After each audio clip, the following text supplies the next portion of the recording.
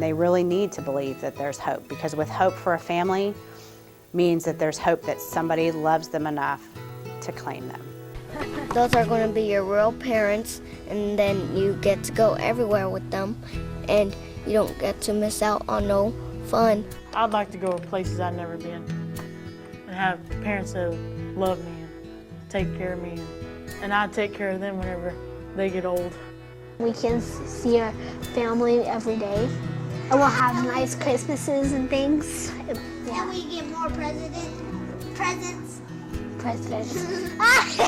We believe that there is a family out there for each and every child. The reason they're waiting is because we just simply have not found them yet. There's other children there, they're so foster, and they're wanting to go, and I see them keep on going. They get adopted and they go. The next person gets adopted and they go. See them going and I'm not going. I'm staying. I just want to start all over again, like just having a mom and dad forever. Adoption is about having a family that really cares for you and will take care of you. That's why it's so important that we're the voice for these children, because we are their hope. We are the hope that they're going to find a family out there.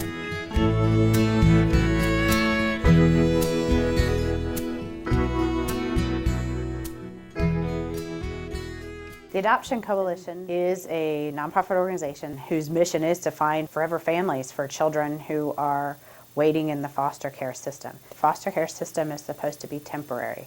Our job is to find that lasting solution. We have child placing agencies that have come together.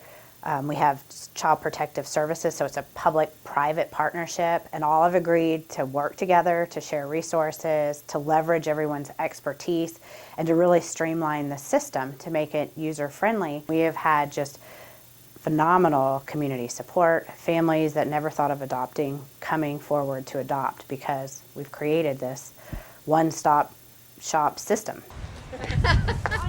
Chris and Roger Moore, this amazing family that saw Sean on a Forever Family segment and came forward and said, you know what, we will adopt a 17-year-old. His story just grabbed us, and when I got back in town later that day, Chris asked me to watch it as well, and I got to the end of it, and the question he kind of asked at the end was, I doubt there's any people that want a 17-year-old boy almost 18 in September, so. And our response was, we would. We've never been considering adopting, but just his story talked to us. And so we started the process. They are an amazing family who does what we want every family to do, and that is stick. Stick with these kids through thick and thin, for better or for worse, and offer unconditional love. You ready? Ready?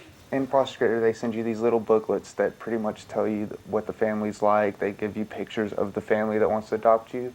And they gave me the Moores, you know, and I was already fed up because the other family said no, and I was like, nah, I'm not even going to look at this at all. And one day I was skateboarding, and I was real tired, and I looked at it, you know. Tracy begged me for at least an hour, please look at this, you know, they're worth it, you know, they're great people, you know, they really want to do this. She went to Richland Springs and talked to him and said, just meet them. I just opened it and read the first page, and I was like, they are as amazing as Tracy told me they were, you know? So I told her, yes, you know, I'll meet them. And of course, we're so fantastic. And we adopted him. Sean took a walk away from the family. A walkabout. Walkabout, yeah. And was gone for 3.5 months or so, and we learned that he was living in the woods. And you know, we were going to try to talk to him and have him come back home, you know, make it clear that there's never any line that you can cross with a family that you can't cross back over to be part of the family. I've done it. And I showed him that you can always come back home. I was just chilling, and Tracy showed up, and I was like, hi, how you doing? What are you doing here? Yeah, what are you doing? And I don't know, she just sat me down and talked to me and just let me know that people still care and that people haven't given up on me yet. I just wanted to make sure that we kept the door open so Sean understood that when we made promises to him about adopting him, he was never going to be a throwaway kid. He was always going to be part of this family, and you know, there may be consequences for bad choice, but there's not going to be an exclusion from the family ever again. I know I'm not alone now, and that's the biggest thing. will never be alone for the rest of my life. I can remember in February of '04 thinking when our goal was to increase adoptions by 10%, oh my gosh, how are we going to get another 38 kids adopted this year? Now looking back and realizing the number of kids over that time period, it's gone from 370 to over 680, more than a 70% increase. I get asked quite frequently, what exactly is it that you do? The most important thing we do is take time and talk to the families. We spend probably 20 minutes on the phone with every person who calls, because every person is scared to call. They're afraid that we're going to deliver a child to them the next day. They're afraid they can't have it. They're afraid of all these stereotypes and misconceptions about the kids. So we talk to them about the process. More importantly, we talk to them about the kids. We are advocates for the children. It's important that people understand why these kids are in foster care. It's not their fault they're in foster care. It's because they had abusive parents who couldn't care for them. And now they are in this temporary system and helping potential families to understand what these kids need to overcome this hurt and trauma to just move forward. I just need somebody, like a family that will take care of me, as a own mother and father.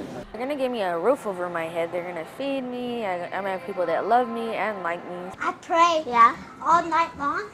What do you pray? About having a great family.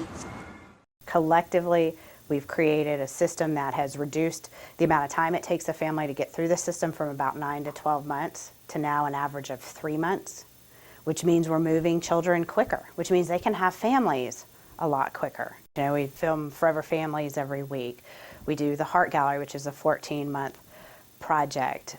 We're in newsletters, over 100,000 newsletters from Dallas, Houston, San Antonio, and Austin. We are involved in matching. We host match events where we bring caseworkers and families together. We're out there in the community talking to potential families, going to churches and talking, hosting information meetings. We have a whole system of support for families once they have adopted.